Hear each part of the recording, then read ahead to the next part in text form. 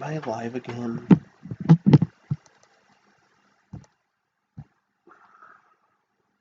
I fucking hate this computer. Oh, okay, I'm back.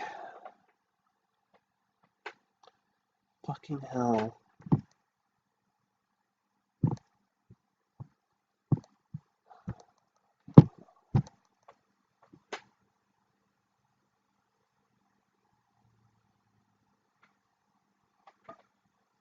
Oh my god.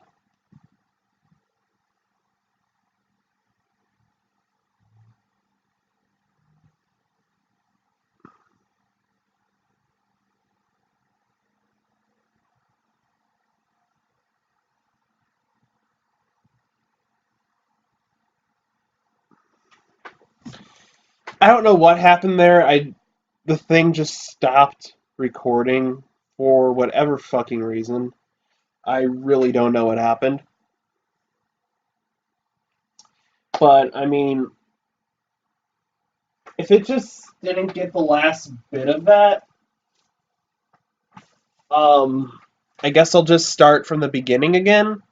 So, hey everyone, how's it going? Welcome to Cryptocast, your source for all things crypto related, unknown, and paranormal. I'm your host Parker, and welcome back to another episode of Cryptid Ratings. Or no, this is Cryptocast. Oh my god, I always get super stressed out when this thing crashes. So, oh my god, I'm sorry about that, guys. But yes, this is Cryptocast. Um, hey Lily, how are you? So we were talking about the Salem witch trials before this thing just yeah no it like completely started over on me. So honestly, fuck this computer. Um, so the Salem witch trials were we talked about those just a little bit ago. I don't know if I should talk about them again because I'd really hate to read that all over again. But you know what? For you guys, I'll read it over again just in case we didn't get it. So the Salem witch trials were a series of hearings and prosecutions of people accused of being accused of witchcraft in colonial Massachusetts between February 1692 and May of 1693. More than 200 people were accused, 19 of whom were found guilty and executed by hanging, 14 women and 5 men. One other man named Giles Corey was crushed to death for refusing to plead, and at least 5 other people died in jail. Now, there's a lot about Giles Corey. If you, like in high school, if you guys read the book The Crucible, it's kind of like a play based off of these events. They're actually in real life. There's a character in the book named Giles Corey, but there is a Giles Corey named in real life. And he was crushed to death by blocks. Like, they put his most famous thing was like more weight because he wasn't guilty of being a witch, but they thought he was, and they ended up crushing him to death with that. And legend has it, like on his dying breath, he cursed the town of Salem. So there's a lot about him. It was one of the deadliest witch. It was the deadliest witch hunt in the history of colonial North America. 12 other women had previously been executed in Massachusetts and Connecticut during the 17th century, despite being generally known as the Salem witch trials. The preliminary 1692 hearings were conducted in several towns, among which Salem was included, such as Danvers, then known as Salem Village, Ipswich, and Andover. The most famous trials were conducted by the Court of Oyer and Terminer in 1692 in the town in Salem town. The episode is one of colonial America's most notorious cases of mass hysteria. It has been used as political rhetoric in popular literature as vivid cautionary tale about the dangers of isolationism, religious extremism, false accusation, and lapses in due process. It was not unique, but a colonial American example of the much broader phenomenon of the witch trials in the early modern period, which took place also in Europe. And those ones don't really get a lot of recognition as Salem does, so I may have to touch on those here in a bit. It's kind of sad that they don't really. I mean, they really should because it's a part of history, but just Salem kind of just took the spotlight. So everybody's like all about Salem, and I just feel like it's good. We should talk about those here.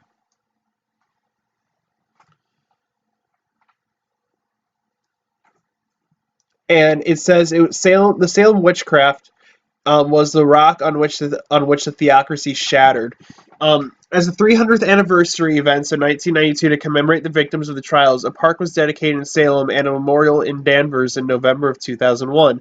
An act passed by the Massachusetts legislature exonerated 5 people, while another one passed in 1957 had previously exonerated 6 other victims as of 2004. There's still talk about exonerating all the victims, though some think that happened in the 19th century as a Massachusetts colonial legislator was asked to reverse the attainders of George Burroughs and others. In January of 2016, the University of Virginia announced its Gallows Hill Project team had determined the execution site in Salem where the 19 witches had been hanged. The city owns the site and is planning to establish a memorial to the victims, which is good. And I'm glad to hear that you're doing good, Lily.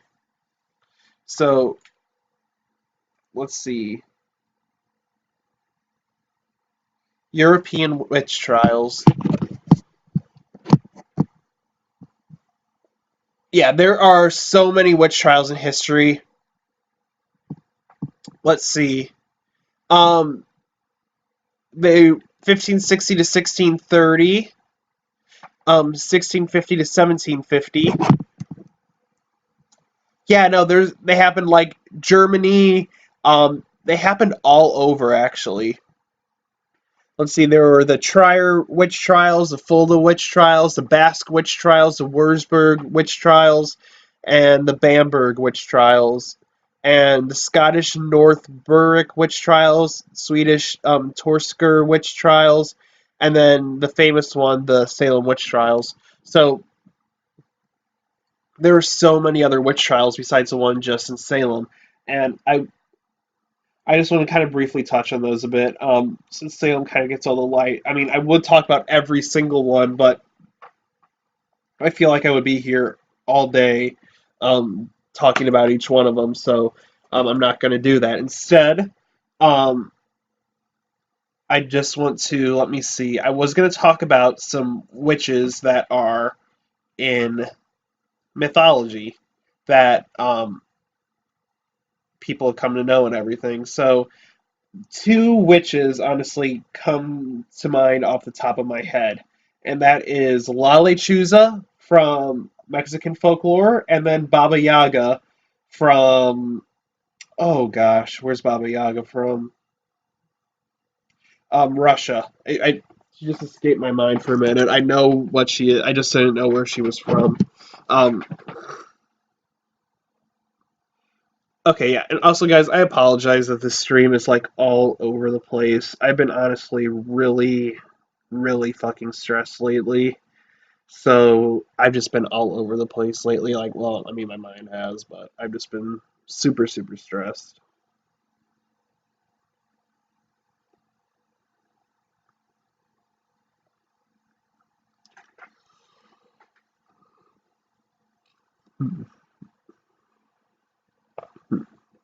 All right.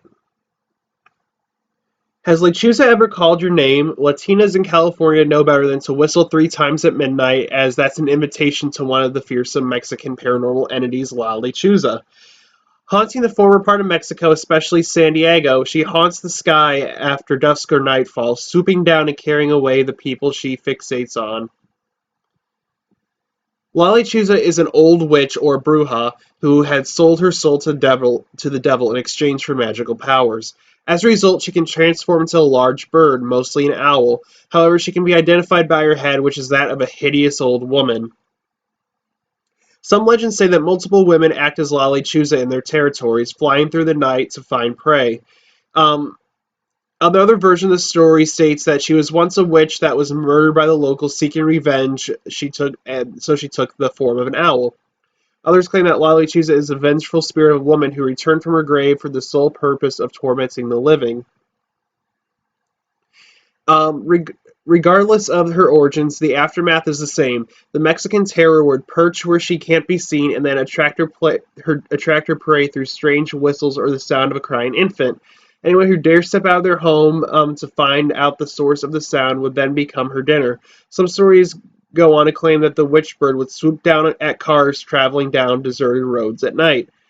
Wally Chusa has been known to summon storms. Therefore, if he knows thunderstorms out of the ordinary, chances are that she's behind them. If you see a large owl, a bird many believe to be the origin of this Mexican legend, lock yourself up and don't come out regardless of how loud the unseen baby cries through the night. So to defend yourself, use salt as it fears her badly. You should also begin cussing her out upon hearing her call to drive her away. Just don't try to be brave and face her. So she doesn't like salt. She doesn't like cussing. That's my whole personality. Just don't try to be brave and face her. Many have tried and never lived to tell the tale. According to respected mystics and mediums, even the few who survive enough to talk about her tend to pass away in a few days under mysterious circumstances. So heed your abuela's advice and don't step out after midnight if you hear strange whistling or babies crying.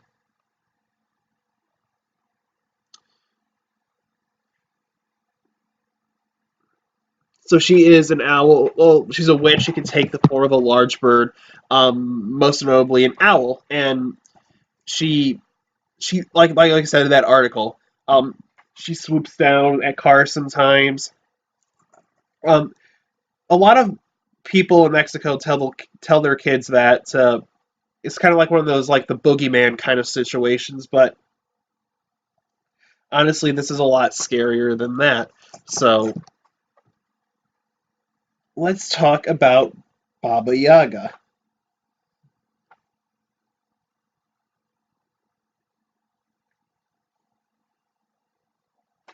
All right. In Slavic folklore, Baba Yaga is a supernatural being or one of a trio of sisters of the same name, who appears as a deformed or ferocious-looking woman in Russian fairy tales. Baba Yaga flies around in a mortar and wields a pestle, and dwells deep in the forest in a hut usually described as standing on chicken legs. Sorry, my voice cracked. Baba Yaga may help or hinder those that encounter or seek her out, and may play a maternal role and has associations with the forest wildlife. According to Vladimir Prop's folklore morphology, Baba Yaga commonly appears as either a donor, villain, or may be altogether ambiguous. Andreas Johns identifies Baba Yaga as one of the most memorable but distinctive figures in Eastern European folklore, and observes that she's enigmatic, and often exhibits striking ambiguity. I cannot talk today. I'm sorry, guys. John summarizes Baba Yaga as a many-faceted figure capable of inspiring researchers to seek her as a cloud, moon, death, winter, snake, bird, pelican, or earth goddess, or totemic matriarchal ancestress, female annihilator, phallic mother. Oh no, it's initiate. I cannot talk today, guys. I am so sorry. Phallic mother or archetypal image. So there's a lot about Baba Yaga. Some claim that she abducts kids and brings them to her chicken hut and eats them, and the outside of her house is littered with bones. And skulls like on the headposts of the fence and everything, and it's pretty fucked up. But um, other versions say that she's a nice woman, and like some say that like every question she gets asked, she ages a year.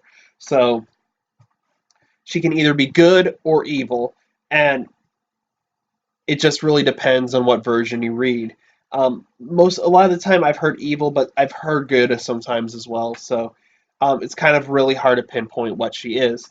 Um, she actually appeared in an episode of that TV show, that PBS show Arthur.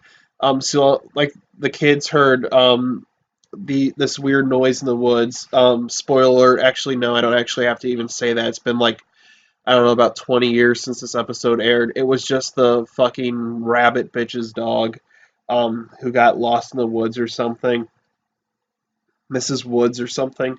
And Sue Ellen, since she's traveled the world, she knows like all like these creatures from all over the world.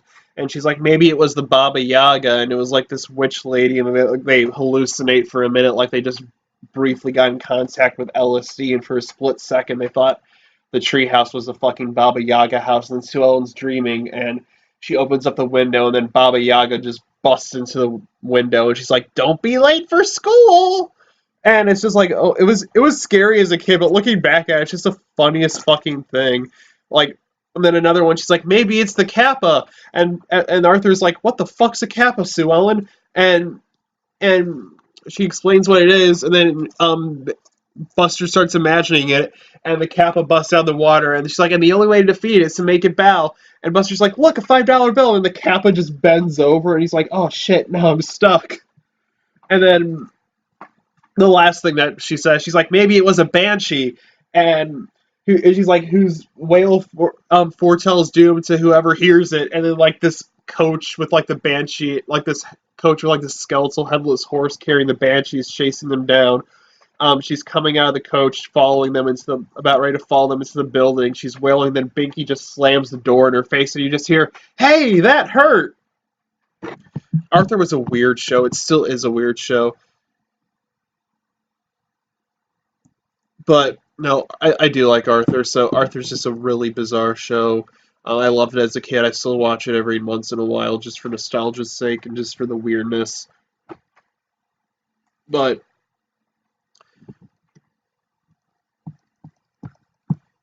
yeah, Baba Yaga's pretty cool.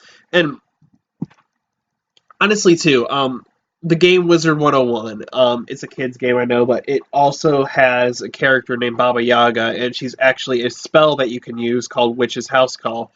And she is able to shoot, and she comes out of the house. She comes out right on top of the house. The house has an eye on the front, shoots a beam out of it, and then she summons an egg minion, which is just like this little chicken egg with feet, and it just helps you out until it dies or something. I don't know. It's a weird game, but I mean, I remember Baba Yaga when that was out, and I thought it was kind of cool.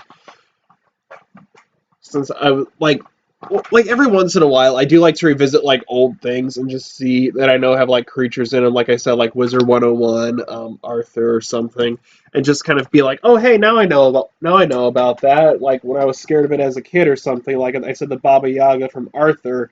I was like, oh no, that's actually kind of cool, um, because Arthur and Baba Yaga. And in one of my Discord servers, not my main one, just this one that I'm in order to get like access to the server, you have to get into a voice call with the owner and just like moan like Baba Yaga, like Baba Yaga. Ah. So it's just funny as shit, man. But no, Baba Yaga, I love Baba Yaga, but it's just a meme with me now, and I feel like that's kind of great to turn something like that into a meme. Well, actually, I don't know because it's a culture. Honestly, she's a cultural icon, but I just do think that it is kind of like she just. It's the one from Wizard 101, not the actual one, but I don't know. Anyway, we're gonna kind of move on to her counterpart here. His name is Koichi the Deathless, or Koshi the Immortal, whatever you want to call him. Koshi the Immortal Wizard, Sorcerer Supreme, whatever you want to call him. So Koshi the Deathless is an immortal wizard found in Russian folklore. He's described as an elderly man who wears a crown. I can't talk today. Who wears a crown and ancient robes, and he's usually seen carrying a sword and riding a horse with 3 or 7 legs. Koshi the Deathless gained his immortality by casting a spell that put his soul in a needle. Much like nesting dolls, the needle is said to be inside an egg, which is inside a duck, which is inside a chest, which is buried in the ground. And the duck is said to fly away if anyone tries to get to the soul, making it difficult to catch. So you open the chest, the duck flies out with the egg still inside with the needle, and it's the way they did it. It's kind of like Russian nesting dolls.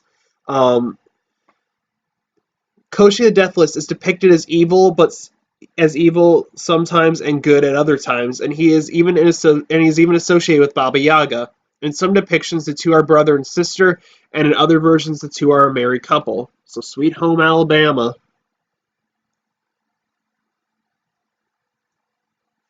Hey, your mother, how are you? But yeah, so yeah, Sweet Home Alabama.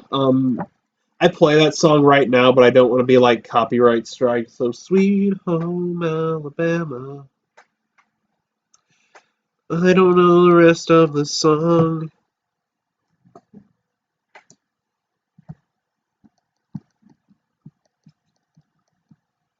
No, I do have some other witches that I posted on Tumblr a while ago. And no, I mean, like I said, guys, I was really hesitant on doing this stream for a while because witch, like if you say witch, it like nowadays and everything, it like with Wicca and everything, it really offends a lot of people. And I don't want to, and I'm not doing this to offend anybody. I'm not like calling out your religion or anything. I'm just talking about witches and like the history a little bit and witches from folklore. Not making fun of anybody's religion out there. You guys can believe whatever you want to believe. Um, it's just, yeah, no, I just want to make that like very clear that I'm not going out of my way to like offend anyone. I just want to make this a fun stream for people and a fun channel and a fun place where you can talk about cryptids and other stuff like that. So, yeah, not doing this to make anybody upset. Just wanting to make this a good, fun time.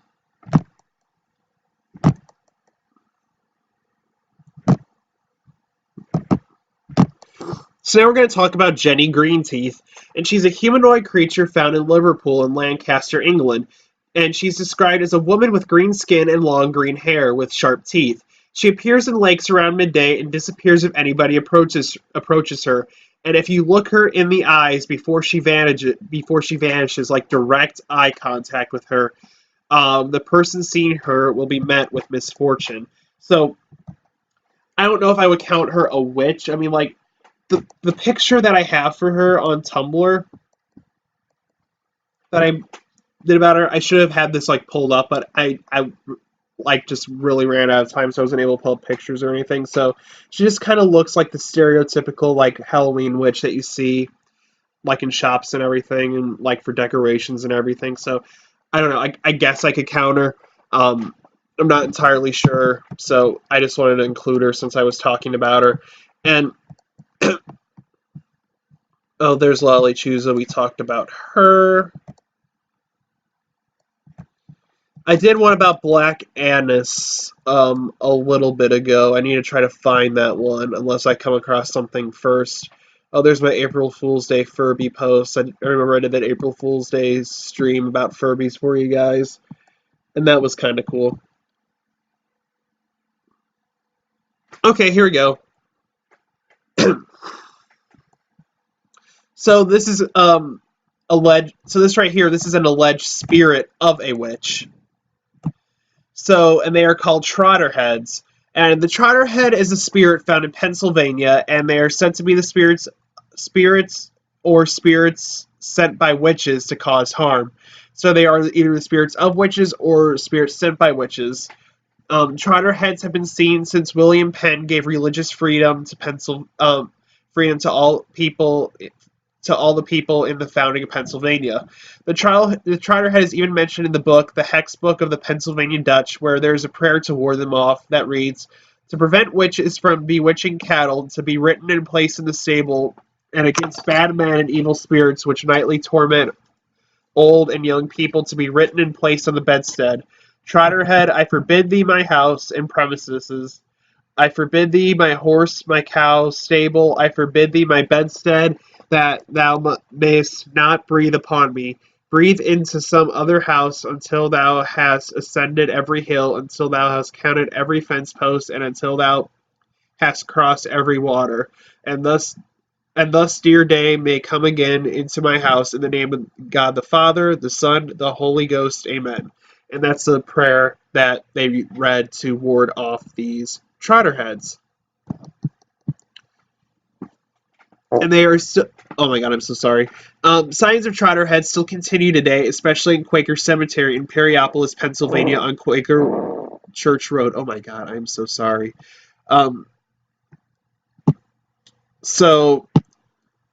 Quaker Road Cemetery is closed after night, so please, guys, don't go if you're never in Pennsylvania. Don't go busting into Quaker Cemetery without permission. It's trespassing. It's illegal.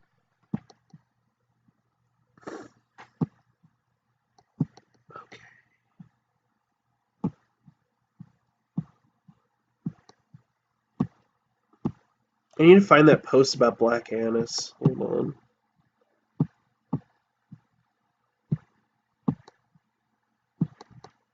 Oh, here she is. So Black Annis is a witch in found in English legends. Black Annis is said to have blue skin and iron claws, which she would use to snatch children from their houses at night.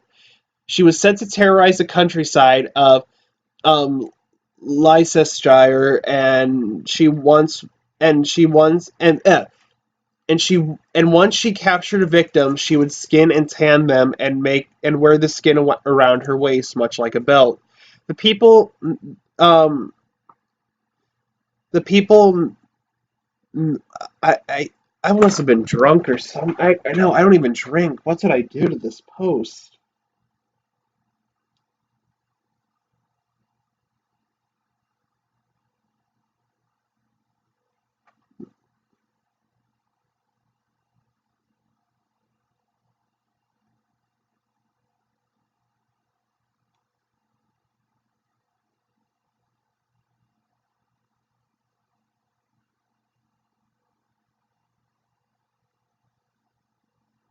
And once she captured a victim, she would skin and tan them and wear the skin around her waist like a belt. The people the people made the windows small so Black Annis could only get one arm in, and when they heard her howl from 5 miles away, they put the skin of animals and herbs on their windows to protect themselves.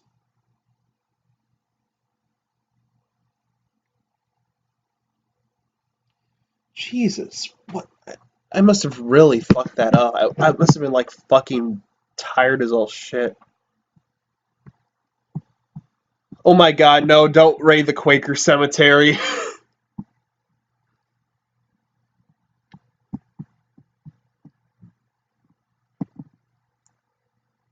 Oh my god, that's. Why do they allow that on. That's. I can't tell if that's a tail or a penis. Why did I use that picture?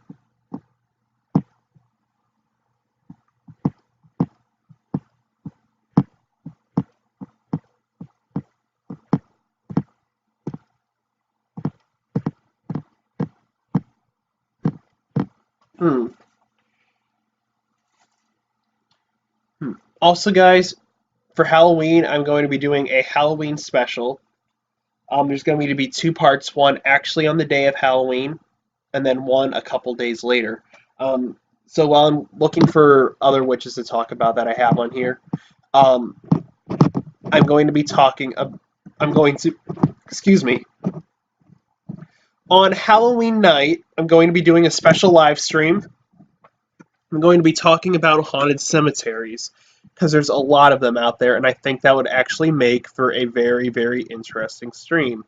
So I'm going to be doing that, and then part two is going to come 2 days after Halloween on November 2nd. I'm going on a paranormal investigation with a couple of friends. We are going to the Missouri State Penitentiary in Jeff City. So I'm going to be filming some stuff. I can't go live because for whatever reason, it's YouTube won't allow me to stream mobile if I don't have over 1,000 subscribers. So honestly, that would be really, really awesome if I could get over 1,000 subscribers before I go on this ghost hunt so I could live stream it. I mean, I know it's probably not going to happen, but I still think that would be pretty cool to live stream that. So if you guys want to help out, share the channel because I would really appreciate it. If not, I'll just film it. I'll upload it later. But I'm going to be going ghost hunting at Missouri State Penitentiary, and I'm honestly fucking excited, man. Um, it's going to be great.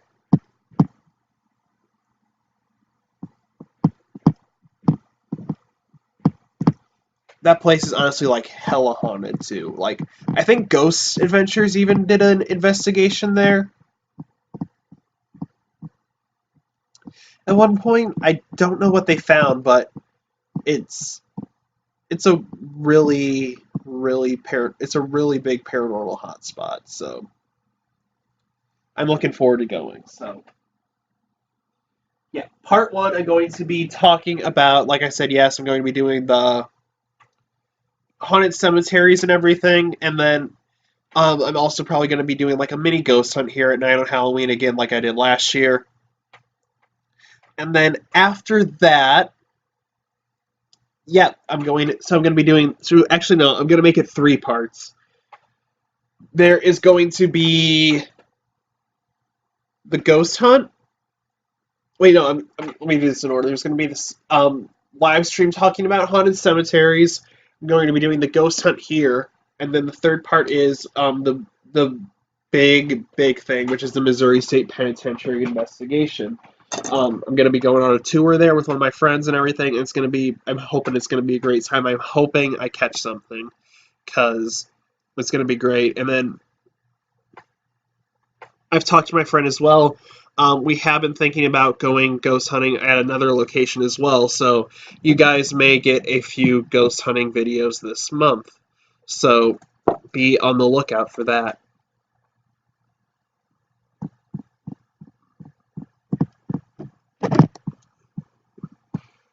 Oh, this guy's he's kind of a wizard. We'll talk about him. The Hue Chivo is a humanoid cryptid with the head of a goat that is purported to live in Mexico, and it's described as a man with the head of the goat. With the head of a goat, he has blood red eyes and is known to be a shapeshifter. Um, unlike skinwalkers of the United States, um, the Hue Chivo is mostly found in the Mexican states of Yucatan, Campeche, and Quintana Roo. The legend of the Hue Chivo is that of an evil sorcerer who can transform himself into a variety of different animals, such as goats or deer. Then he eats the livestock and causes mischief. The word Hue means sorcerer, and Chivo means goat. So, goat sorcerer. He's a goat sorcerer, sorcerer goat. Which, no, wait, Hue comes before Chivo, so it's sorcerer goat. That's pretty neat.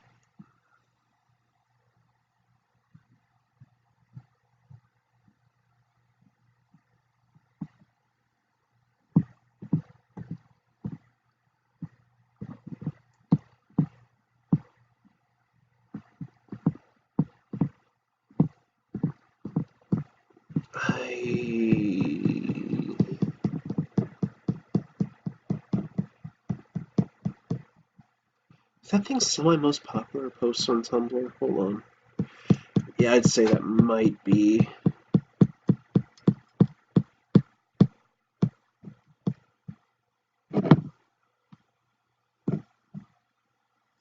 I'll find you guys some witches. Hold on. Yeah, no, I would have planned this stream out a bit more and known what I was going to talk about. I've just been so damn busy lately, guys.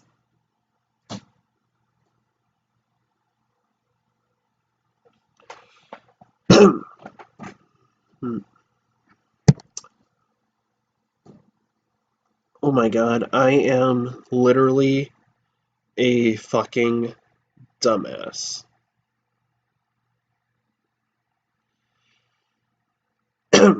I completely forgot about one of the most famous witch cases that inspired a movie. I I would have probably I would have been super pissed off if I went this whole stream without talking about her. And no, she was on my list of ones I did want to talk about for sure, and she just completely slipped my mind. So if everybody is familiar with the movie, The Blair Witch Project, right? That if you guys don't know what that is for some reason, it is that found footage movie where the Blair Witch picks these teenagers off in the woods one by one. I haven't seen it. I heard it's kind of slow, but I'll give it a shot. So the Bell Witch, this is a very odd case. I did mention her in a stream at one point, but so It's a southern so it's a legend from Southern America folklore centered around the 19th century Bell family of Northwest Robertson County, Tennessee. Um, John Bell Sr., who made his living as a farmer resided with his family along the Red River in an area currently known as the town of Adams. According to legend, from 1817 to 1821, his family in the local area came under attack by a mostly invisible entity that was able to speak, affect the physical environment, and shapeshift. Some accounts record the spirit also to have been given clairvoyant and capable of crossing.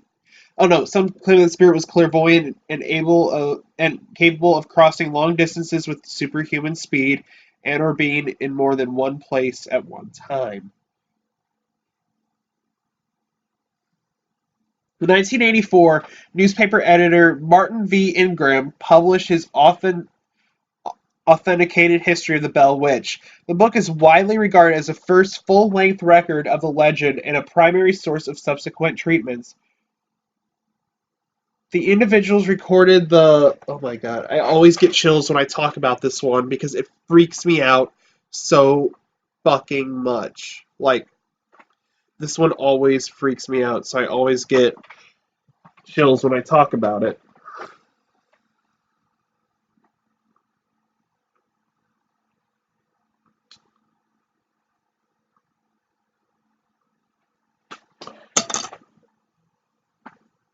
So, long story short, John Bell, he was out in his yard sometime and he saw this creature. It was black. It had red eyes. It had like the body of a rabbit and the head of a dog, or it's vice versa. It's not telling me here. Um, and they tried shooting at it, but um, nothing happened. Then a large black dog started appearing, and there were sounds of like gnawing on the beds, invisible dogs fighting, and chains along the floor. And in John Bell, he started experiencing mouth paralysis around this time, um, where the phenomenon grew in insanity as sheets were pulled from beds when the children slept. Soon the entity pulled hair and scratched children, with particular emphasis on Betsy, which was his daughter, who was slapped, pinched, and struck with pins. Um, they did an exorcism and everything, and um, or they tried to, and the priest said that it was a spirit just like in the Bible, and the word of the haunting spread like all over the town, and the apparition began. Eventually, the apparition began to speak out loud and asked, "Who are you? What do you want?" And the voice answered feebly, "I am a spirit. I was once very happy, but I have been disturbed." The spirit offered diverse explanations of why it had appeared, tying its origin to the disturbance of a Native American burial ground located on the property, and sent Drew Bell and Bennett Porter on an unproductive search for buried treasure. With the emergence of full conversations, the spirit repeated word for um, the word for word two sermons given 13 miles apart at the same time. The entity was well acquainted with biblical texts and appeared to enjoy religious arguments. As another amusement, the witch shared gossip about activities in other households and at times appeared to leave for brief moments to visit homes after an inquiry. So John Johnston, a son of James, devised a test for the witch, something no one outside his family would know, asking the entity what his Dutch step-grandmother in North Carolina would say to the slaves if she thought they did something wrong. The witch replied with his grandmother's accent, um, I don't know if this is honestly a racial slur, so I don't think I should say that. In another account, an Englishman and offered to investigate. On remarking on his family overseas, the witch suddenly began to mimic his English parents. Again, at early morning, the witch woke him to the voices of his parents, worried as they heard his voice as well. The Englishman quickly left that morning and later wrote that the Bell family had the entity. That the Bell fa- Wrote to the Bell family that the entity had visited his family in England. He apologized for his skepticism. So it kind of started off like this. It wasn't bad at all until um, that the witch started to really, really dislike the family. Um, she started to also for record and everything. She said her name was Elizabeth Batts, and she said and eventually, like I said, she started to get really pissed off with the family, and she started to hate them, or she never liked them to begin with, and was just playing along with them. We won't know. So what she did, she poisoned the father, John Bell, and she put like some poison in his drinking water that was next to his bed. And at the funeral, people reported seeing and hearing the witch dancing and singing on John Bell's grave, while everybody was there mourning, and like she could be heard for a while, like just laughing, dancing, singing. That she killed the father of the family because she really did not like John Bell for some reason. Maybe because he was the first one to see, um, to experience the activity, or what, I don't know. It's up for speculation, but she did not like John Bell. And then after that, it sort of it sort of died down after John Bell died. Um, which is really weird. So I don't know if it was John Bell who brought the haunting or what, but it was just a very, very weird situation for that town in Tennessee. And like I said, this inspired the movie The Blair Witch Project. And yeah, no, and her spirit is still said to be out there. She like residing in a cave in Adams, Tennessee, on the property, on the Bell property. So if you guys, I don't know if it's open to the public or not, but if it is, and you guys are ever in town, you visit it, just be careful because she is dangerous and it is very, very spooky. Um, just be careful, guys. No, I always get like chills every time I talk about that because when I was a kid, and I was watching TV shows, sometimes like these paranormal TV shows, they talked about that, and it just freaked me the fuck out. It still freaks me the fuck out, but um, my God, no, it was no, like I was no, honestly, let me be real with you guys. When I was a kid, I was just a fucking straight up pussy. All right, like everything would scare me. Um, like if it was like if it had ghosts in it, I was fucking horrified. Cryptids, Bigfoot, that did not bother me. But what bothered me was the ghosts. Like I was very, very, very freaked out by ghosts and paranormal shows. Yet I watched them anyway. Um, so it was really, really bad. Like I got so freaked out that I had to like sleep with my parents like a lot when I was younger because I watched ghost shows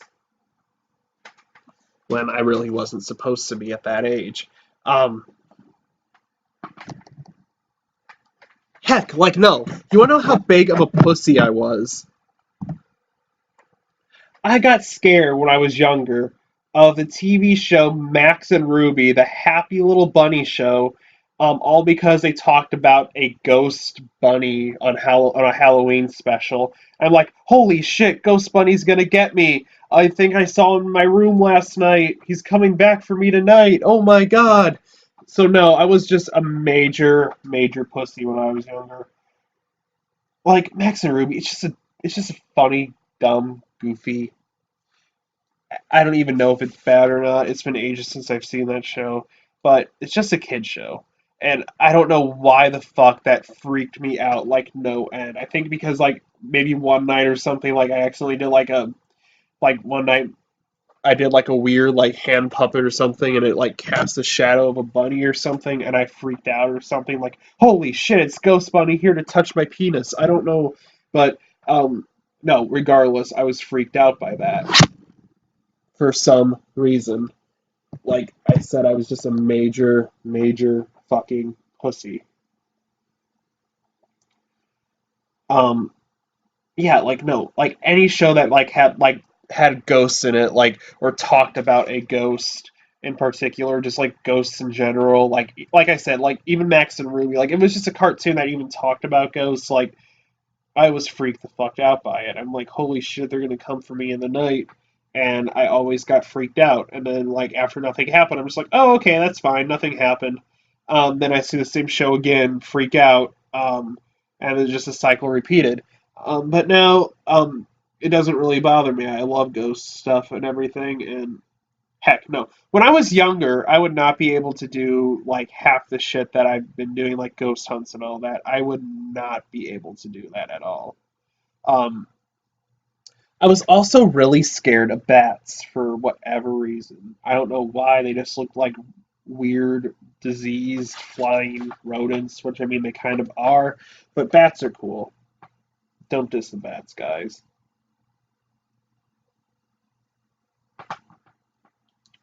But yeah, no, I was a really, really weird kid. But yeah, so let's see. I got some more pulled up for you guys.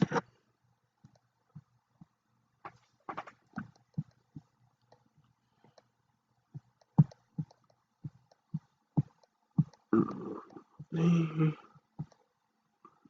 talked about that. Okay. The Witch of Endor. The Christian Bible has an injunction against practicing witchcraft and divination, and that can probably be blamed on the Witch of Endor. In the first book of Samuel, King Saul of Israel got in some trouble when he sought the assistance from the witch and asked her to predict the future. Saul and his sons were about to march into battle against their enemies, the Philistines, and Saul decided that it's time to get trying to get a bit of supernatural insight as to what was going to happen the next day. Saul started off by asking God for help, but God stayed mum, and so I've never heard that term used, stayed mum. And so Saul took it upon himself to seek answers elsewhere. According to the Bible, Saul summoned the Witch of Endor, who was a well-known medium in the area, distinguishing himself so she wouldn't know she was in the presence of the king. Saul asked the witch to receive the dead prophet Samuel so that he might tell Saul about what was going to happen. Who was the Witch of Endor? Well, like many other biblical figures, no one really knows. Though her identity is lost to myth and legend, she has managed to appear in more contemporary literature. Geoffrey Chaucer makes reference to her in the Canterbury Tales, in the tale spun by the friar to entertain his fellow pilgrims. The friar tells his listeners, "Yet tell me," said the summoner, "if true, do you make your new bodies always so? Out of the elements?" The fiend said, "No, sometimes it's only some form of disguise.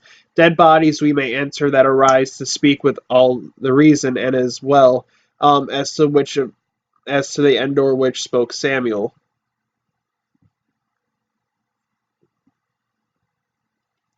Now I don't know how to pronounce the name of this next one. It's Circe. I think I've heard it pronounced Circe before. I'm not 100% on that. So I guess for the sake of this, I'll just call it Circe or her Circe. One of the best known mythological mistresses of mayhem is Circe, who appears in the Odyssey. According to the story, Odysseus and his Achaeans found themselves fleeing the land of the Lastrygonians after a group of Odysseus' scouts were captured and eaten by the Lastrygonian king, and nearly all his ships sunk by large boulders. The Achaeans ended up on the shore of Aea, home to the witch goddess Circe. Circe was well known for her magical mojo and had quite the reputation for her knowledge of plants and potions. According to some accounts, she may have been the daughter of Helios, the sun god, and one of the Oceanids, but she is sometimes referred to as a daughter of Hecate. or Hecate. I don't know how to pronounce that one. I'm so sorry, guys. The goddess of magic. Circe turned Odysseus's men into pigs, and so he set off to rescue them. Before he got there, he was visited by the messenger god Hermes, who told him how to defeat the seductive Circe. Odysseus followed Hermes' helpful hints and overpowered Circe, who turned the men back into men, and she became Odysseus' lover. After a year or so of luxuriating in Circe's bed, Odysseus finally figured out he should head back if to Ithaca and his wife Penelope. The lovely Circe, who may have not been born Odysseus's a couple who may not have borne Odysseus a couple of sons, gave him directions that sent him all over the place, including on a side quest to the underworld. After Odysseus' death, Circe used her magic potions to bring her late lover back to life. Oh God! So we got Sweet Home Alabama and necrophilia.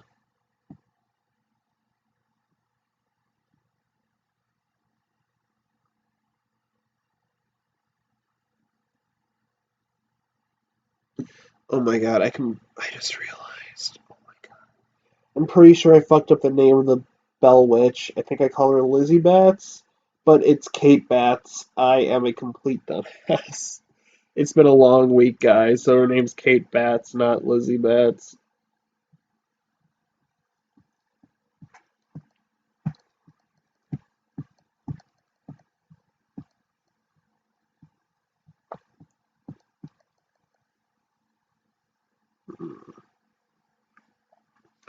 Now we have Morgan Le Fay. If you've ever read any of the Arthurian legends, the name Morgan Le Fay should ring a bell. Her first appearance in literature in Geoffrey Monmouth's The Life of Merlin, written in the first half of the 12th century, Morgan has become known as a classic seductress who lures men in with her witchy wiles and then causes all kinds of supernatural shenanigans. Um, Chrétien de Troyes' The Vulgate Cycle describes her as one of Queen Guinevere's ladies in waiting. According to this collection of Arthurian tales, Morgan fell in love with Arthur's nephew, Guiomar. Unfortunately, Guinevere found out and put an end to the affair, so Morgan exacted her revenge by busting Guinevere, who was fooling around with Sir Lancelot. Morgan Le Fay, whose name means Morgan of the Fairies in French, appears again in Thomas Malory's Le Morte d'Arthur, in which she was unhappily married to King Urien at the same time. She became a sexually aggressive woman who had many lovers, including the famous Merlin. However, her love, Lancelot, was unrequited. Damn, she got around. Plus, she's also the lady in the Magic Treehouse books who guides the kids and tells them, "Hey, kids, jump into this book and go back in time to meet Hercules or I don't know, or Elvis Presley and I don't know." Just she's that lady. Now we have a lady named Medea. As we see the story of Odysseus and Circe, Greek mythology is filled with witches. When Jason and his Argonauts went on a quest for the Golden Fleece, they decided to steal it from King Aeetes of Colchis. What Aeetes didn't know was that his daughter Medea had developed an attraction to Jason, and after seducing and eventually marrying him, this enchantress helped her husband steal the fleece from her father. Medea was said to be of divine descent and was the niece of aforementioned Circe, born with the gift of prophecy. Medea was able to warn Jason about the dangers that lay before him in his quest. After he obtained the fleece, she took off with him on the Argo, and they lived happily ever after for about 10 years. Then, as often happens in Greek myth, Jason found himself another woman and cast Medea aside for Glauce, the daughter of the Corinthian king. Creon, not one to take well, not one to take rejection well, Medea sent Glauce a lovely golden gown covered in poison, which led to the death of both the princess and her father, the king. In revenge, the Corinthians killed two of Jason and Medea's children, just to show Jason she was good and angry. Medea killed two of the others herself, leaving only a son, Thessalus, who's to survive. Medea then fled Corinth on a golden chariot sent by her grandfather, Helios, the sun god.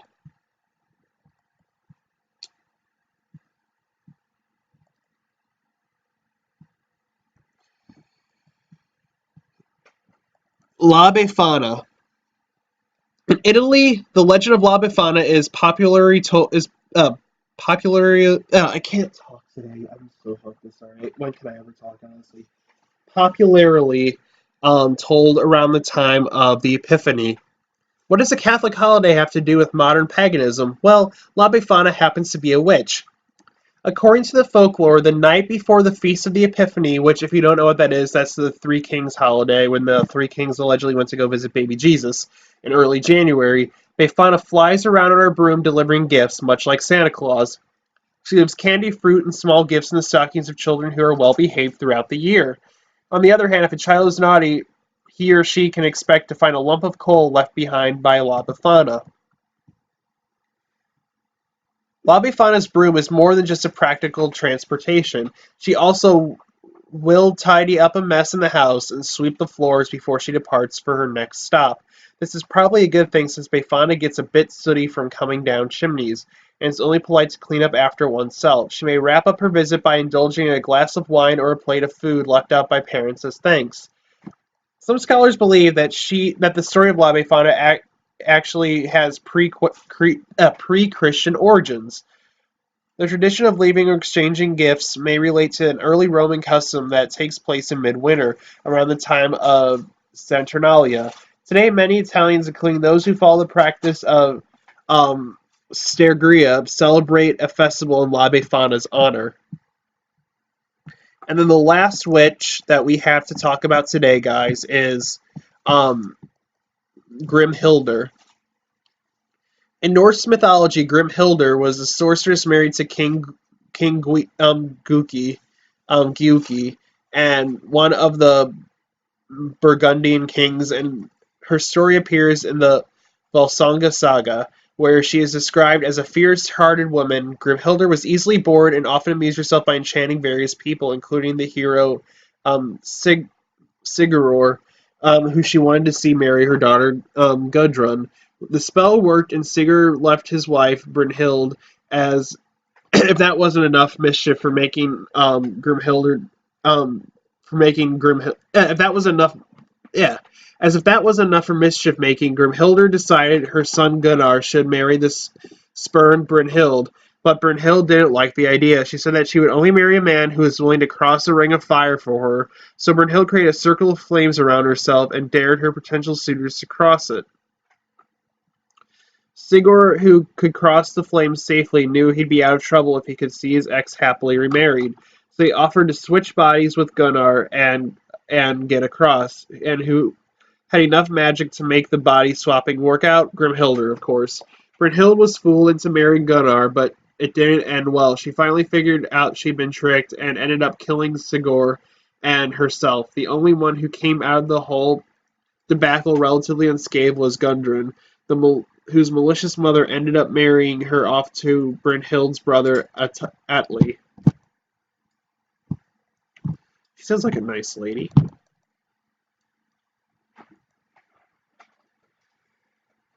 So that, guys, is witches for you. So we kind of got a little history there, and we also kind of got to talk about some witches from folklore. Now, again, guys, this video isn't meant to offend anybody. It's just to kind of talk about like the folklore and the legends of witches, and even some history as well. So I just wanted this to be like a fun live stream and everything. So I hope you guys enjoyed it.